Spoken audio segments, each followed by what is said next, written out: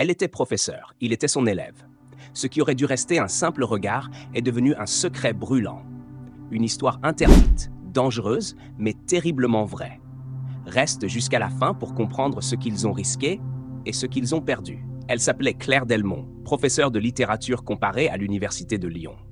À 37 ans, elle maîtrisait chaque aspect de sa vie.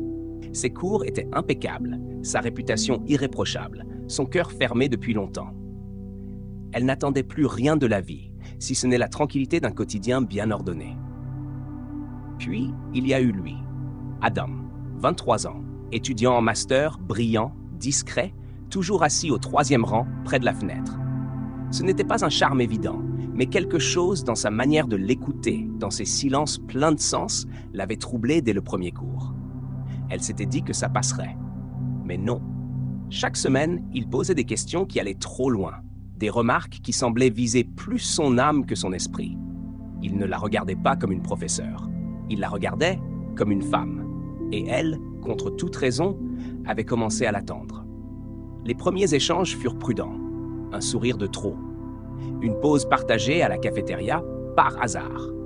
Un message pour demander un article, puis un autre pour simplement dire merci. Et puis un jour, un café en dehors du campus. L'excuse était claire, parler de sa thèse. Mais dans ses yeux à lui, il y avait autre chose. Une intensité, une patience presque douloureuse. Elle a résisté, elle s'est battue. Mais l'interdit la rendait vivante. Adam n'était pas un jeu ni un caprice. Il réveillait en elle une part qu'elle croyait morte, le droit d'aimer sans calcul. Le premier baiser a eu lieu un soir de pluie, sous les arches de la vieille bibliothèque.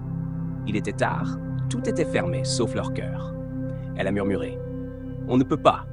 Il a répondu « Alors, pourquoi on le fait ?» Les semaines suivantes furent volées au réel.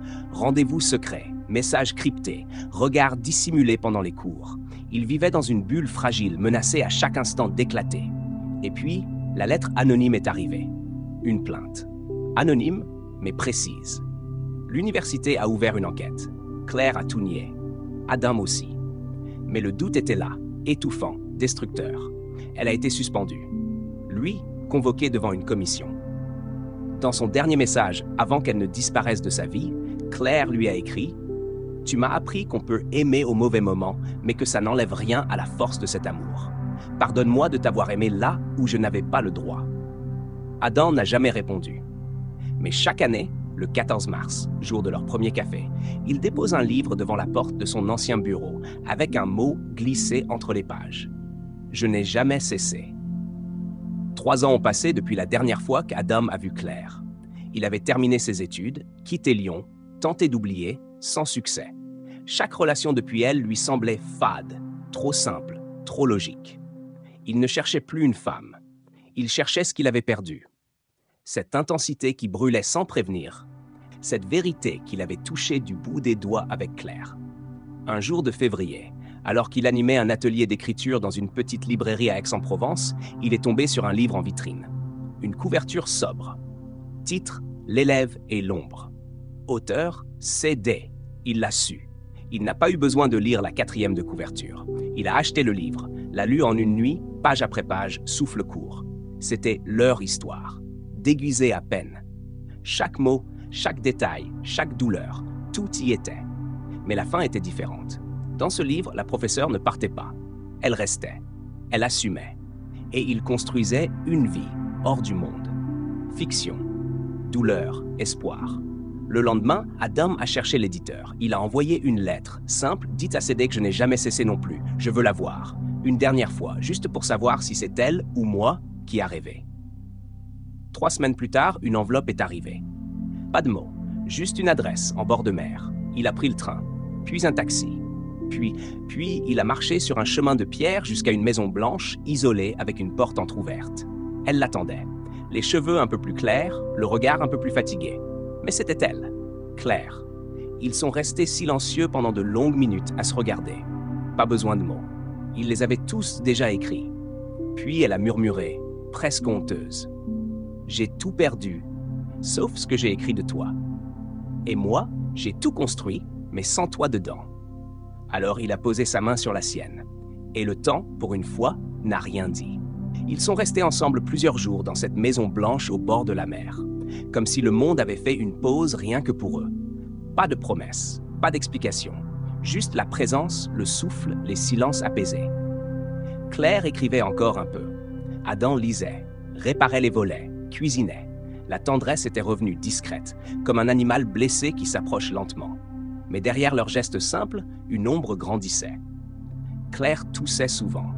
Elle disait que ce n'était rien. Une vieille grippe mal soignée. Adam n'a pas insisté au début. Il avait trop peur de briser ce qu'ils avaient enfin retrouvé. Puis, un soir, alors que le vent fouettait les fenêtres et que la mer semblait hurler au loin, elle s'est effondrée en pleine phrase, un stylo encore dans la main. Hôpital, examen, verdict. Un cancer du poumon découvert trop tard, très agressif. Elle avait su depuis un moment. Elle avait fui Lyon pour mourir seule, dans le calme, loin du scandale, loin de lui. Mais le destin, ironique, l'avait laissé l'aimer une dernière fois avant de lui reprendre tout. « Pourquoi tu ne m'as rien dit ?» a-t-il crié. « Parce que je ne voulais pas que tu me voies mourir. Je voulais que tu te souviennes de moi vivante, entière. » Il est resté, jusqu'au bout. Il l'a veillée jour et nuit. Il lui lisait leurs livres préférés, glissait des pétales entre les pages de ses manuscrits. Il lui murmurait des morceaux de leur passé pour que la fin ressemble un peu au début. Elle est partie un matin de juin, juste après avoir écrit ses derniers mots sur un carnet posé sur son lit. Aimer, c'est parfois se taire. Mais toi, tu as été mon cri. Adam a gardé ce carnet. Il l'a publié sous son vrai nom, avec une simple dédicace. À celle que j'ai attendue trop longtemps, mais jamais trop tard. Il n'a plus jamais aimé après elle. Pas vraiment. Il vivait entre les pages, entre les souvenirs. Mais chaque 14 mars, il retourne devant l'Université de Lyon et dépose une rose blanche sur les marches du grand amphithéâtre. Personne ne sait pourquoi, mais lui, il sait.